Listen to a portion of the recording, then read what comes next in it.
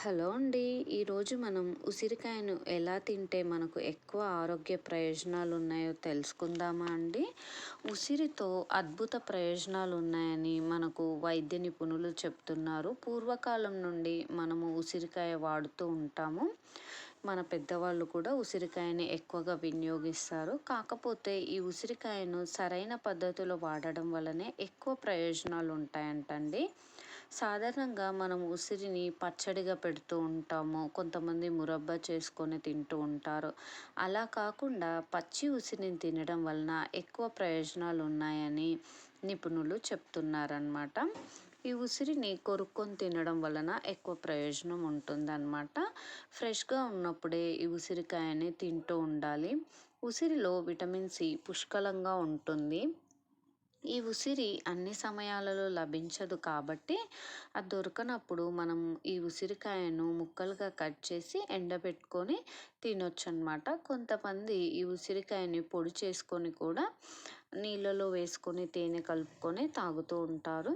అలా కూడా కొంతవరకు ప్రయోజనం ఉంటుందన్నమాట. ఎందుకంటే ఈ ఉసిరి మనకు సంవత్సరం పొడుగు దొరకవు కాబట్టి అలాంటప్పుడు ఇలా వాడుకోవచ్చు అనమాట. ఫ్రెష్గా దొరికినప్పుడు మాత్రం ఫ్రెష్గా తినడం మంచిదన్నమాట.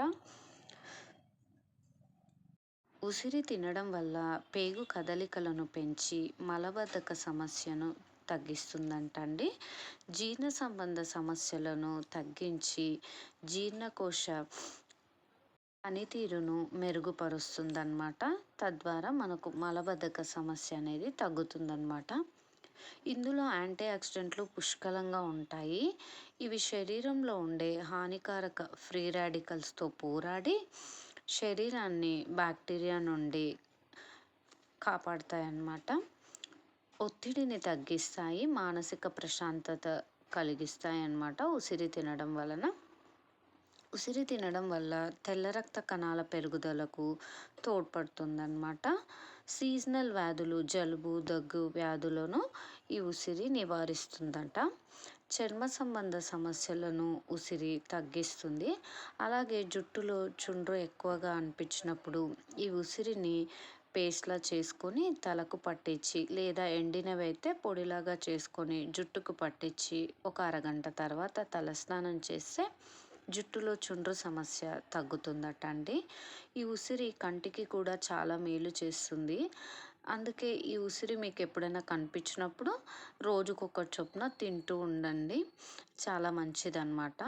కాబట్టి ఉసిరిని మన ఆహారంలో భాగంగా చేసుకోవడం మంచిది. ఇలాంటి మరిన్ని మంచి విషయాలను తెలుసుకోవడానికి మా ఛానల్ని లైక్ అండ్ సబ్స్క్రైబ్ చేయండి. Thank you.